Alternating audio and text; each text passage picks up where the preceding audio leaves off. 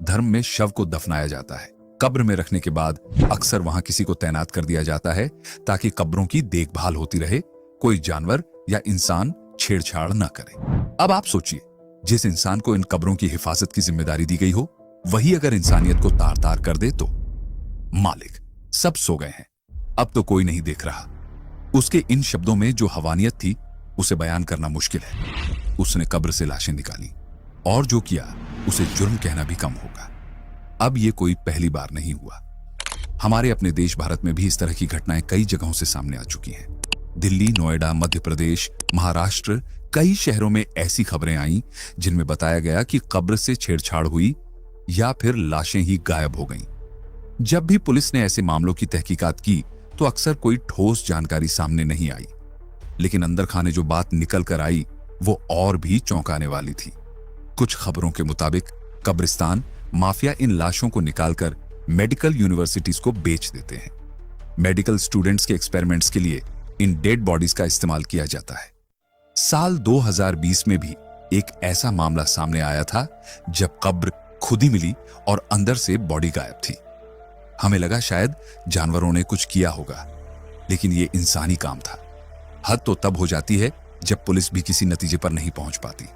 बस खबर आती है, थोड़ी हंगामा होता है और फिर सब शांत। लेकिन सवाल वहीं का वहीं रह जाता है, इंसानियत इतनी गिर कैसे जाती है? तो दोस्तों, ये कहानी कोई स्क्रिप्टेड फिक्शन नहीं है।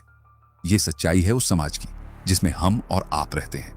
और अगर हम आंखें मूंद लेंगे तो ये घटनाएं फिर से होंगी। फिर से किसी कब्र को खोदा जाएगा और फिर से किसी मासूम आत्मा की शांति भंग होगी।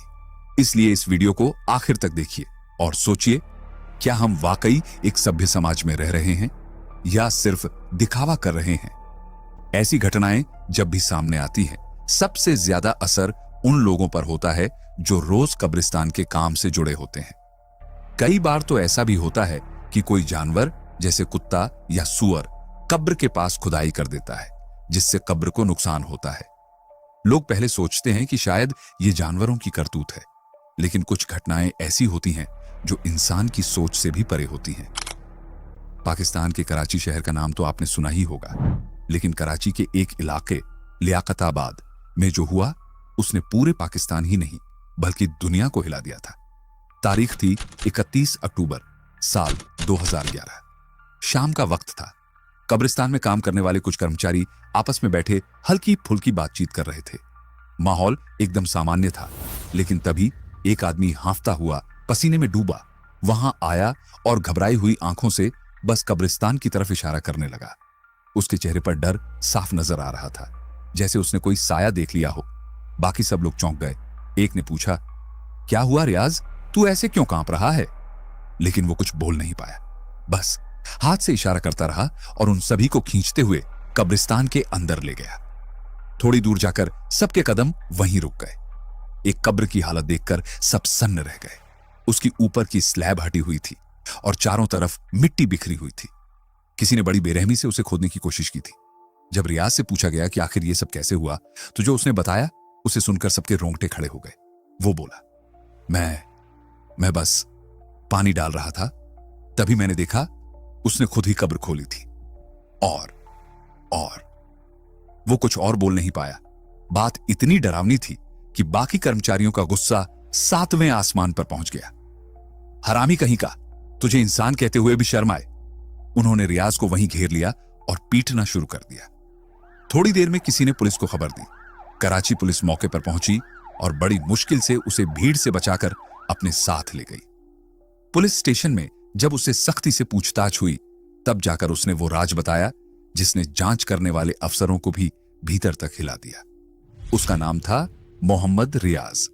वो पाकिस्तान के पंजाब प्रांत से ताल्लुक रखता था, सरगोधा नाम की एक जगह से। कई साल पहले वो काम की तलाश में कराची आया था। कभी छोटा मोटा काम करता, कभी बेरोजगार रहता। जिंदगी जैसे तैसे कट रही थी, लेकिन रियाज को एक स्थायी काम की तलाश थी। ऐसे में उसकी मुलाकात वजीरा नाम के एक आदमी से हुई। वजीरा कराची के लियाकताबाद वाले इसी कब्रिस्तान में काम करता था, कब्रें खोदने का और उन पर पानी डालने का काम।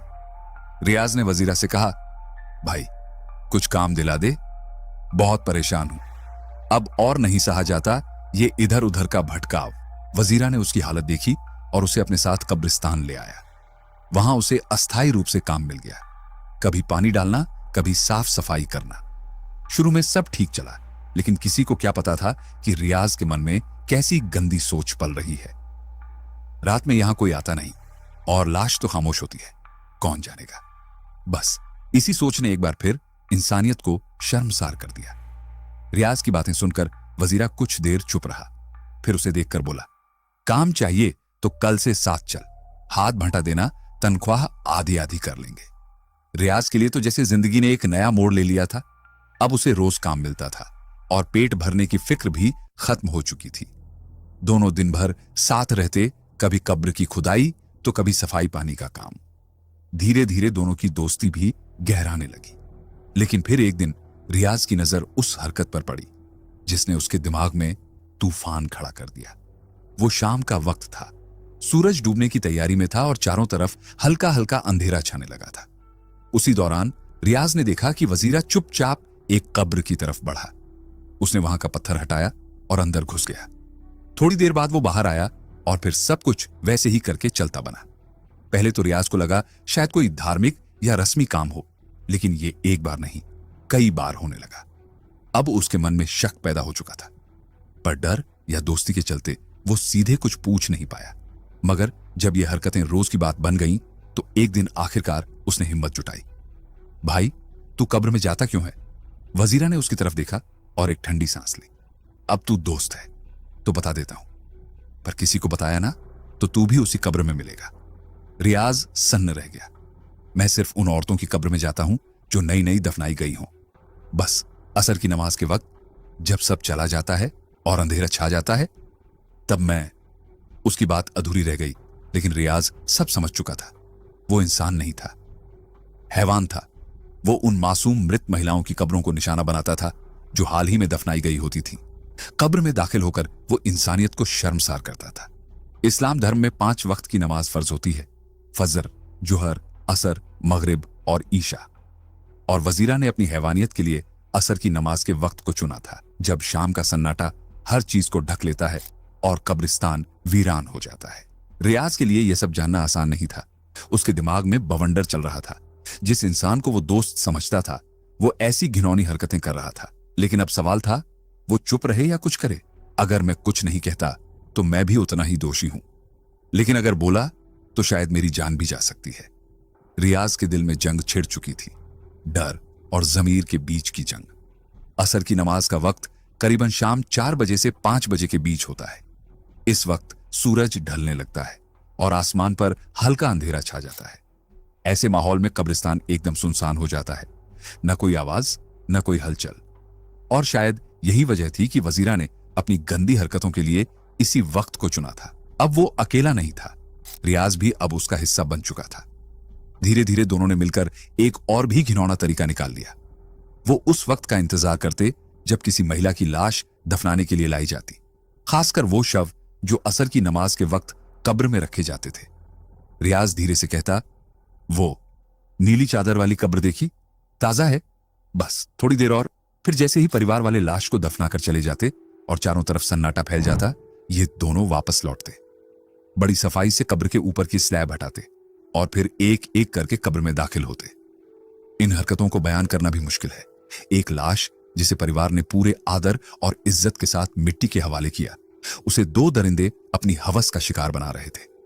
अब सोचिए, एक महिला जो जीते जी न जाने कितनी तकलीफों से गुजरी हो, दुनिया की मार झेली हो, दर्द में अपना जीवन जिया हो, लेकिन जब वो मर जाती है तो परिवार